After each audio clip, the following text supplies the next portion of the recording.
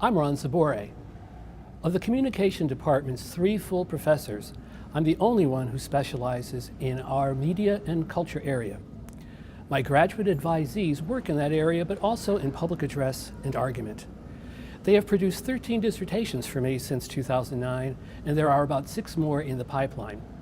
Their dissertation topics suggest my wide-ranging interests: recent refugees' media use, American military cemeteries in Europe, current devotees of 1960s mod culture, human interplanetary singularity since Plato, lynching photographs in museums, American silent films in China, Peruvian novelist Jose Maria Arguedas as intercultural communicator, charismatic ministers speaking of HIV/AIDS across the African diaspora, beat writers' rhetoric, turn-of-the-century Chinese translations of Western science books, the Pittsburgh Women's Press Club, all-volunteer Army recruitment advertising, and Detroit techno music.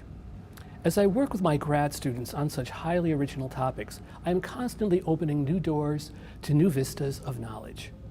I open those doors with Mary Saraceno Zboray, my longtime collaborator. Popular voice in everyday life has also been central to the research that Mary and I do. In fact, the title of our most recent published book in 2010 is Voices Without Votes.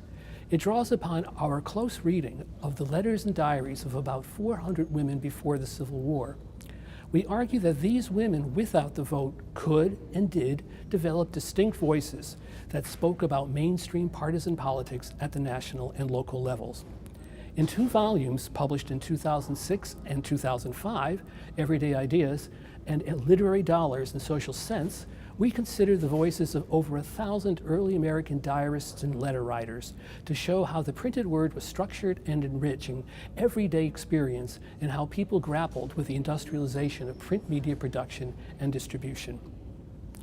Our new multi-volume project surveys the print media use of 1,100 Americans during the Civil War. The first book in a planned 4-volume series focuses on 50 or so instances of soldiers whose lives were saved by books they carried with them. We've examined many of the bullet-ridden books in archives around the country. It is tangible testimony to such high value placed on books that they would be carried close to readers' hearts under fire.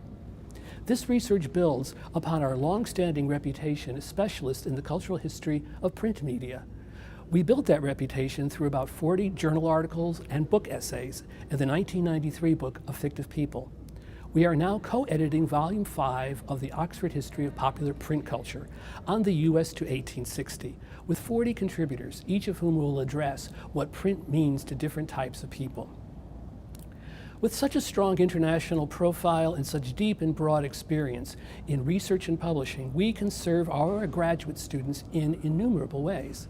Although I teach a single undergraduate course a year, the history of mass media, I am elsewise fully devoted to graduate education, a role enhanced by me being the director of Pitt's graduate program for cultural studies, one of the oldest and largest in the world.